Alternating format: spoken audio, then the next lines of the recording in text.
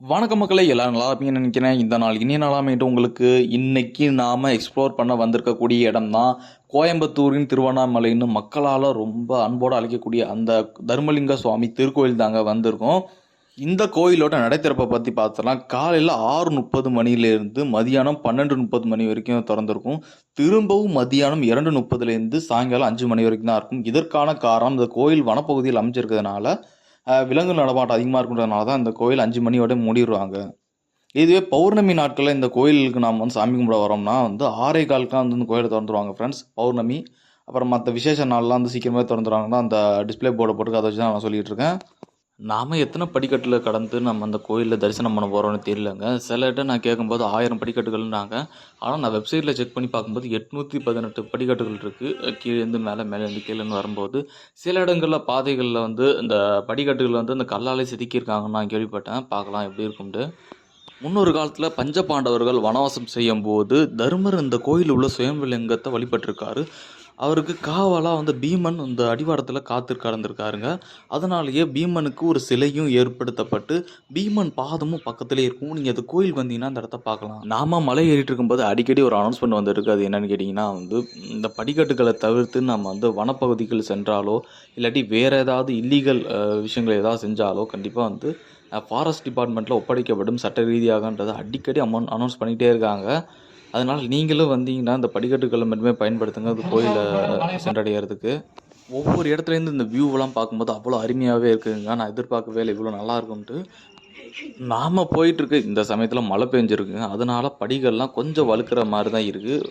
ஒவ்வொரு மாதம் பௌர்ணமி சமயத்தில் இந்த கோயிலில் கிரிவலமும் மேற்கொள்கிறாங்க இந்த கோயிலோட பக்தர்கள். கிட்டத்தட்ட 3000 மக்களுக்கு மேலே இந்த கிரிவலத்தில் பங்கு பெறுறாங்கன்றதை சொல்கிறாங்க எல்லாருமே.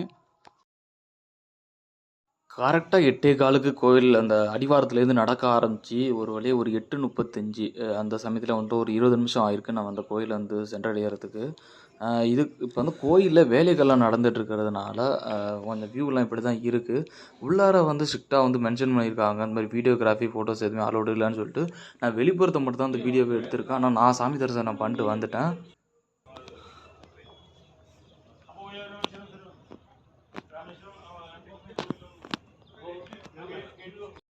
இந்த கோயிலை இளைப்பாறுறதுக்கு அங்கங்கே நிறையா இந்த உட்காரத்துக்கு சில இடங்கள்லாம் அமைச்சிருக்காங்க. இது கண்டிப்பாக வந்து ஒரு பாராட்டுக்குரிய ஒரு விஷயந்தான். இதே இந்த வயசானவங்க கொஞ்சம் இந்த வீசிங் ப்ராப்ளம் உள்ளவங்கலாம் வந்தாங்கன்னா அவங்களுக்கு கொஞ்சம் ரெஸ்ட் எடுத்துகிட்டு போகிறது கொஞ்சம் ஈஸியாகவே இருக்கும். நல்லபடியாக சாமி தரிசனத்தை நல்லா ஒரு முறையிலே பார்த்துட்டு வந்துட்டாங்க நான்.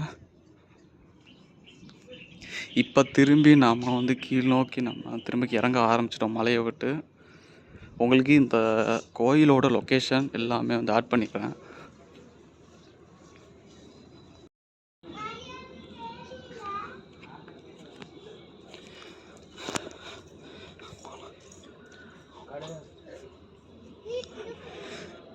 ஏறிந்து பார்க்கும்போது அந்த வியூ அவ்வளோ அருமையாக இருக்குங்க. பார்க்குறதுக்கு சான்ஸே இல்லை.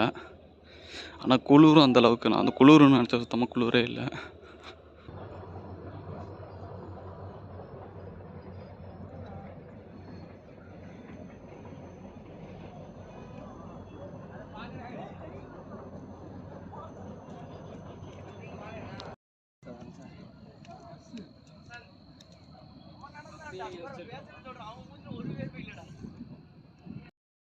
கண்காணி கேமரா பொருத்தப்பட்டு வடத்துறை கோயில் கேமரா கண்காணிச்சுதான் இருப்பாங்க.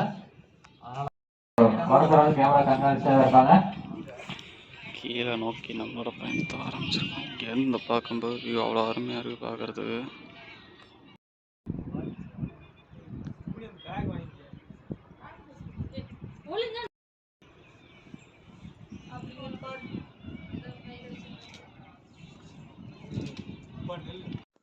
இந்த கோயிலில் வரும்போது சில இடத்துல இந்த மாதிரி கற்களை அடுக்கி வச்சு ஏதோ பண்ணியிருக்காங்க. அது என்னன்றது தெரியல. உங்களுக்கு தெரிஞ்ச கமெண்ட்டை சொல்லுங்கள், நான் தெரிஞ்சுக்கிறேன்.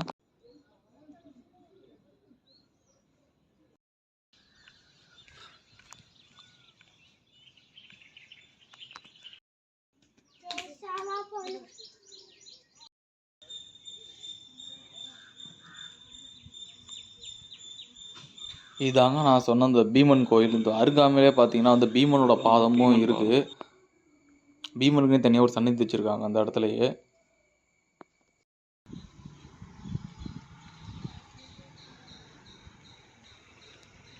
ஓகே ஃப்ரெண்ட்ஸ், என்னோட சேர்ந்து நீங்களும் இந்த இடத்த எக்ஸ்ப்ளோர் பண்ணிட்டீங்க நான் நம்புறேன். அப்படி எக்ஸ்ப்ளோர் பண்ணியிருந்தா லைக் பண்ணுங்கள், ஷேர் பண்ணுங்கள், கமெண்ட் பண்ணுங்கள்.